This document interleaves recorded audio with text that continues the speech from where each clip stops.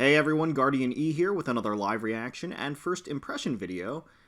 Well, I guess really it's a second impression video for Fire Emblem Heroes. From the Faye channel, we already know the banner that's going to be coming up, the trailer that's going to be hitting, called Journey Begins, featuring all new Awakening units, Rinkah, Midori, Forrest, and Lilith.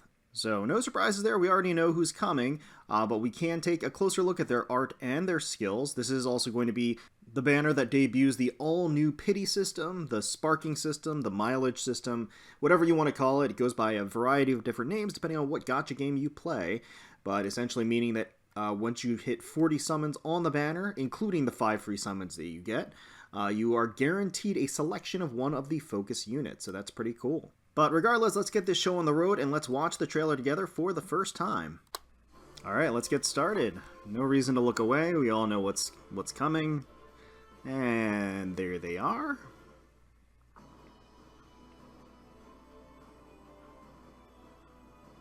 Alright, first up we got Midori, reliable chemist. Okay, so we've got a new red archer in the game. Spendthrift bow. It's going to be inheritable. Close foil. Might be one of those unique close counter or like conditional close counters. Scion of flame. We've got Rinkah with those killer abs. Alright, so looking menacing. She is going to be an axe user with Rinkah's club. That is going to be a non-inheritable weapon. Distant foil. So we are getting the variety of foil skills here. As we kind of anticipated from the Faye channel that they were, had some sort of built-in close and distant counter. Oh, it looks very good on you, Forrest. Alright. Panic plus, Physic, Fortress Res. Okay. Makes sense for the pre-D mode of the batch, or the Focus 4-star of the batch. Not too remarkable of a kit. We've got Astral Daughter. Here is Lilith. So she's going to be a flying dragon. Okay. Flying blue dragon. Okay, Astral Breath, Reposition, Bond Skill, Link, Joint Drive Attack. Okay. Let's see what that's all about. And I do love her dragon sprite animation. It's very cute. Alright, so Dreaming Reality is coming. The new story chapter featuring these units. Let's see if there are any surprises, in fact, in this little map here. There is Bruno and Xander, and who is that in the corner? Yeah, it certainly looks like Iago in the corner up there as a red tome user, so he could be the next Grand Hero Battle unit. Not entirely sure, but that seems very likely that he is going to be free, if that is in fact him. New heroes are here, starting on the 8th, of April. And then they are just kind of showcasing the fact that after your 40th summon, you do have that guarantee. Anything else to look for? Nope. Looks like that is it, but that is also plenty. So let's go ahead and not waste any time. Let's rewind. Of course, even color distribution across. And we'll take another look at a closer look, I should say, at their skills. So let's start with Midori here. Reliable chemist. Her art's very clean and cute here. Mikuru always does a great job. And we do have, interestingly enough, another infantry red archer in the game. So Spendthrift Bow Plus, it is going to be inheritable. It's a 12 might weapon, effective against flying foes, as bows tend to be. Grants attack plus 7 to unit and inflicts attack minus 7 on foe during combat. Oh, like just straight up? There's no condition to that? That's actually very good for an inheritable weapon. Okay, wait, well, let's keep going. After combat, if unit attacked, inflict special cooldown count plus 2 on unit. Cannot exceed the unit's maximum special cooldown. Oh, okay. So there's the hitch, there's the balance, there's the give and take. So Spendthrift Bow Plus, very simply, without any condition, grants plus 7 attack, and also inflicts minus 7 attack on the opponent during combat, just an in-combat debuff and buff. But then after combat, the unit itself that has the Spendthrift Bow Plus gets special cooldown count plus 2. So that means that their special charge goes back up to max, or goes back up 2. So they get like minus charge, I guess, or plus cooldown count. You know, either way you want to look at it. So essentially what that means is that if you had something like I don't know, Dragon Fang or Draconic Aura. Draconic Aura with a 3-turn cooldown. At the end of it, if you were at a 1-turn cooldown after combat, it would bump back up to a 3-turn cooldown. Now, it can't exceed the maximum special cooldown value, so that's interesting. It's an interesting way of balancing it. It makes proccing specials in general a little bit more difficult, makes special chaining a little bit more difficult, I would say. So I'm really just wondering if Special Spiral will counteract the inherent debuff of Spendthrift Bow Plus, or if it actually just kind of works so that you will always have kind of +2 on whatever special cooldown you have after combat. So I'm curious which of those effects happens first, because obviously one of them happening first means that Midori or whoever is using the Spendthrift Bow Plus will have -2 cooldown off of their max, or +2 cooldown off of, Insta-Charge. So... And I would think there are other ways of getting around that too, if you have something like Heavy Blade or Flashing Blade for the seal, and a low cooldown special like Moonbow, like Glimmer, because what that means is that ultimately in an initiation from 0 cooldown charge, you could proc your special in that round in every single initiation. So it doesn't really matter if you get outside cooldown or not. I don't know. We'll have to see how that kind of shakes out. Rally Attack Defense Plus for the assist. It grants Attack Defense +6 to target ally for 1 turn. Close Foil for the A slot. So here's where it gets especially interesting. If Sword, Lance, Axe, Bow, Dagger, or Beast Foe initiates combat, grants Attack Defense +5 to unit during combat, and unit can counterattack regardless of foe's range. Okay, well, we do have our conditional close counter here, and it looks like it is only going to come into effect against physical-based attacks, so attacks that target Midori's defense. So any dragons, for example, are not going to enact close foil, so she is not going to be able to counterattack against dragons, and I think that's basically it, right? I mean, every other magical user would be range-based, so it's really just dragons. So as long as she's not fighting dragons, that's pretty decent. I mean, she's getting, again, close counter built in, and then plus attack and plus defense into it as well. One of the disadvantages of something like close counter and distant counter is that it doesn't come with stat boosts, and in this instance, as you can see here, she gets a nice little healthy boost to attack and defense, which are her 2 most powerful or most important stats when she is defending against one of these users that are physical attack-based users. So very, very good skill. I'm curious to see what the unit limitations or inheritance limitations there are on the skill. I can't remember exactly, because I know New Year's Selkie had sort of a conditional distant counter, and I don't remember what those limitations were as far as inheritance were concerned, but I suspect they'll be similar here. And then Chill Attack 3 for the B slot. That's a solid skill. I mean, chill skills are great. It's just that now they're much more easily accessible. I mean, obviously, you can get them as seals. Them as B slots are much more available as far as fodder is concerned. So that's not really kind of the driving factor behind Midori here, although it does synergize, I guess, with Spendthrift Bow Plus, because she gives a -7 attack in combat debuff, so this stacks with that. So that's actually pretty significant. I mean, so the name of the game for her is basically to debuff the opponent's raw stats as far as attack, so that even if they counterattack her, they're really not going to be able to do a whole heck of a lot of damage. -14 to an opponent's attack stat it's pretty strong. That is pretty strong. Obviously, the chill it only targets the highest attack on the opposing team, and obviously can also be rendered or nullified by certain stats and certain skills, but the in-combat debuff can't be nullified, at least from Midori herself. So pretty great kit. I think Close Foil is going to see a lot of use out there, and honestly, Spendthrift Bow seems really fun to use for a non-special based unit especially, or for us, to get around it with certain other skills so that you always proc that special regardless. So yeah, that's Midori. She comes with some great stuff. And there is that conditional close counter in action. Very cool. Here is the Scion of Flame, Rinkah. She certainly does have fire in her veins, and look at those killer abs. She is absolutely looking fierce here, ready to wreak some havoc for sure. She is going to be an Infantry Axe user, which is great because we don't have that many Infantry Axe users in the game, actually.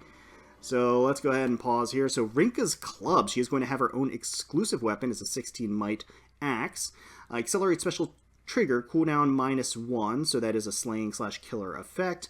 If foe initiates combat, or if unit's HP is less than 100% at start of combat, grants attack defense +5 and special cooldown charge +1 per foe's attack during combat. Only highest value applied, does not stack. Special cooldown charge granted even if foe's attack deals 0 damage. So quite a bit to digest there. Let's start with the condition. The condition is twofold. One of two things. The foe attacks into her, so it's an enemy phase-based condition. And if she is tanking or enemy phasing anything, that's all the condition that she needs to meet. However, if her HP is less than 100% at the start of combat, that is another condition to meet. So it's not a strictly enemy phase effect. It just always happens when she's enemy phasing. Or if unit's HP is less than 100% at the start of combat. So she just has to have taken a little bit of damage at some time, and then the rest of her weapon's effect is active. So what that really means is that when she's at 100% health, she can just tank a hit, and then as soon as she tanks a hit after that initiation and after that combat, presumably she's taken a little bit of damage at least, and after that she'll be less than 100% HP, so then she'll have the effect anyway. And that effect happens to be grants attack and defense +5, which is very good, and special cooldown charge +1 per foe's attack. So it's going to be a breath effect, basically. She gets additional cooldown charge in addition to the killer slaying effect built into her weapon. So that's very, very potent. I mean, that ultimately means that something like Bonfire that she has, and presumably that means she has relatively high defensive stat if she's going to have Bonfire on her. But what that ultimately means is that she's going to go into it with 2 cooldown, and then when she tanks an attack, on her first initiation, as soon as somebody attacks into her, she's going to get 2 cooldown charge. As long as they don't have a guard effect or something else like that, special fighter, stuff like that, as you know, all things being equal. So she'll start combat with Bonfire at a 2-turn cooldown, she'll tank an attack, get 2 cooldown charge, and then immediately counter with Bonfire. That sounds solid. And if she takes any damage during that initiation on the next attack, even if it's player phase, she'll have the rest of her Rinkah's Club condition met because she'll be below 100% HP. So very, very solid indeed. It's built-in breath, basically, as long as she meets one of 2 conditions, and the conditions kind of play off of each other a little bit. So distant foil for the A slot. If sword, lance, axe, bow, dagger, or beast foe initiates combat, grants attack defense +5 to unit during combat, and unit can counterattack regardless of foe's range. So distant foil, not quite as good as close foil, I mean, it seems, because the foil skills only come into effect against physical-based attacks, and most of the big ranged threats in the game are magic users. So I'm not terribly convinced that this is going to be that good. I mean, it's, again, countering against bows, daggers, that's pretty good. I mean, don't get me wrong. It's just that it completely voids out such a huge population of ranged threats. And for close foil, you can make the argument that the user, you just don't put them in the range of dragons. That's really the one weakness of that skill. For distant foil, not putting them in the range of magic users, that's a little bit more of a tall order, I would say. So I'm not too keen on that, to be completely honest. Obviously, you can just use her to counter against non-magic users that are ranged. There are plenty of those out there. It's just there are also so many ranged magic users in the game, as opposed to dragons, which we have a lot of dragons out there, but I think they're much easier to avoid than magic users. You got Wrath 3 for the B slot. At start of turn, if unit's HP is less than or equal to 75%, and unit's attack triggers special, grants special cooldown count -1, and deals +10 damage when special triggers. Wrath 3 continues to be a powerful skill, a relatively exclusive skill, one that pairs extremely well with the rest of her kit that's centered around special proccing. So, good choice for the B slot, definitely. And then even defense wave 3 for the C slot. Even number turns, grants defense +6 to unit and adjacent allies, whether or not she's next to an ally or not. And the wave skills are definitely solid. They're just, nothing new. So Rinkah's kit overall, I would say, is pretty ballin'. I mean, there's a lot of synergy here. It works in tandem, obviously with the goal of her being more enemy phase at the start so that she gets all of the effects of her weapon, take a little bit of chip damage. It's very, very much centered around special proccing, regardless of distance. So all that stuff is good. Distant foil, I'm not sold on. I think that, honestly, people that are going to be using Rinkah may opt to end up swapping that for distant counter, because the limitations are just too great. I mean, if she's going to be taking ranged damage, and she's going to be sort of an omni-tank role, where she does burst special damage as a retaliation, not being able to counter against magic users is just it's just huge. When you know, you as a distant counter move, you want to be able to counter against magic users. Now maybe her res is just terrible, and maybe that's why, you know, why it works in this context. You know, she wouldn't be able to survive an attack from a magic user regardless, but I think there tends to be ways around that too, so I'm not entirely sold and convinced that that is in fact the case. So I don't know. We'll have to see what her stat line is. Again, distant foil, I'm a little bit more lukewarm on, especially in compared to close foil. But at the same time, you know, I think that the rest of her kit really works well, and with a few adjustments, she can absolutely do a lot of, be a huge threat on the battlefield. So let's take a look here at the combat example. Yep, she's tanking that hit, getting that two cooldown charge, and rocking that blue bow user. Okay, fashion forward. We have Forrest here looking very, very fashionable. So he is going to be a troubadour, a cavalry cleric. Artist is Toby, who I think was a great choice, honestly. His kind of delicate line work and soft palette really works well with Forrest in general. Works very well with his delicate features, I would say. It did a good fit overall. But again, looking at his kit, unfortunately, there's not a ton going for him here that we haven't seen before. Panic Plus it's okay. I think there are a lot of better choices for inheritable staves nowadays in general, rather than Panic Plus. Physic Plus, it is the ranged heal, which has its uses for sure. Heavenly Light Plus, when healing an ally with staff, restores 10 HP to all allies. That's okay. Fortress Res 3, we've seen that before. Not a difficult skill to get. And then Res Ploy 3 used to be a difficult skill to get, I would say, years ago. But, I mean, obviously, it's much more accessible now. So, Forrest has a lot of stuff that I think is just kind of unremarkable. The kit itself works. I mean, it definitely works. But there's really not much to speak of and nothing new to really talk about. And quite frankly, I think that if people are going to be using Forrest for a variety of different roles, obviously being the 4-star focus of the banner means that merging him to +10 is going to be a relatively easy endeavor. And I think that a lot of this kit would ultimately get swapped out, were that the case, depending on what his stat line is. So let's keep going. There he goes. Do love his curls. And then we have the Astral daughter, Lilith. There she is. So yeah, Lilith looks adorable here. She's flying dragon, which makes a lot of sense. Blue dragon. I've always liked her color palette. The red at the end of her ponytail and the blue, the soft blue and the white works really well with her yellow eyes. I think they did a good job on her, and I absolutely, again, I'm going to repeat myself, I adore her dragon sprite. Alright, well, Astral Breath for the weapon, non-inheritable, obviously, Might 16, grants speed +3. Unit can move to a space adjacent to a support partner. Okay, so they are giving her one of the support-related conditions or skills. If unit is within 3 spaces of support partner, grants attack speed, defense, res +5 to unit during combat. Okay, alright. If unit's range is equal to 2, calculates damage using the lower... Okay, so adaptive damage. Okay, that is a solid weapon. Let's break it down. Speed +3 is, you know, any of the +3s are usually never a bad thing. It's usually either attack or speed. In this case, it's speed. Unit can move to a space adjacent to a support partner.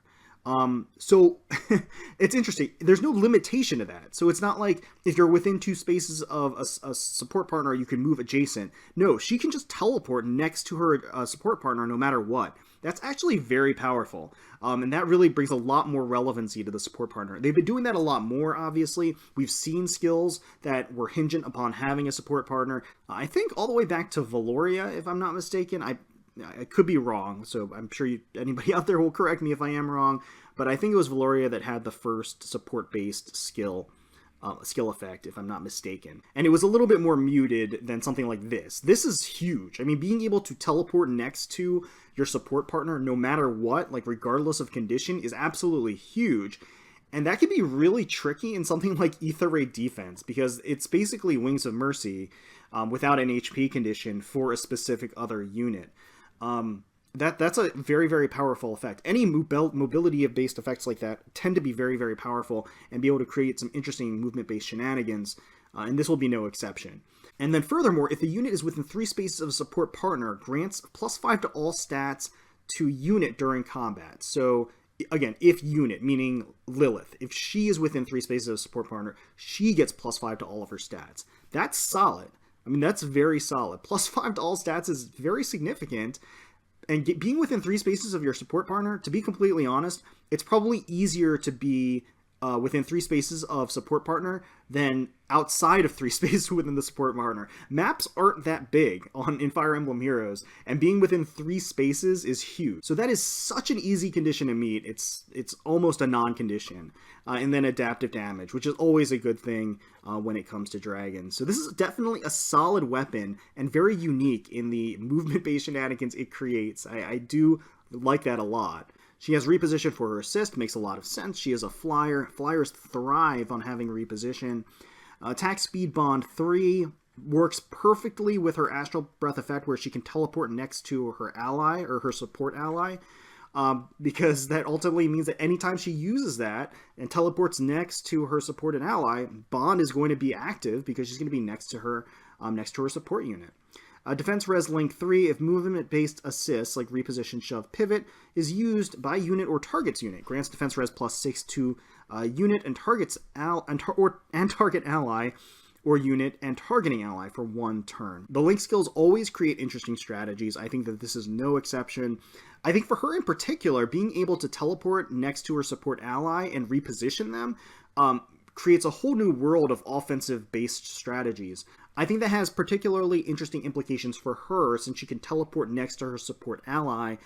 Basically, she can, across the map, teleport next to her supported ally, reposition them forward, and give them +6 to both of their defensive stats so that they can launch themselves into the fray of the enemy, and then, be able to tank if they're just a super uber enemy phase omni tank or something like that. So definitely see some potential strategies with that.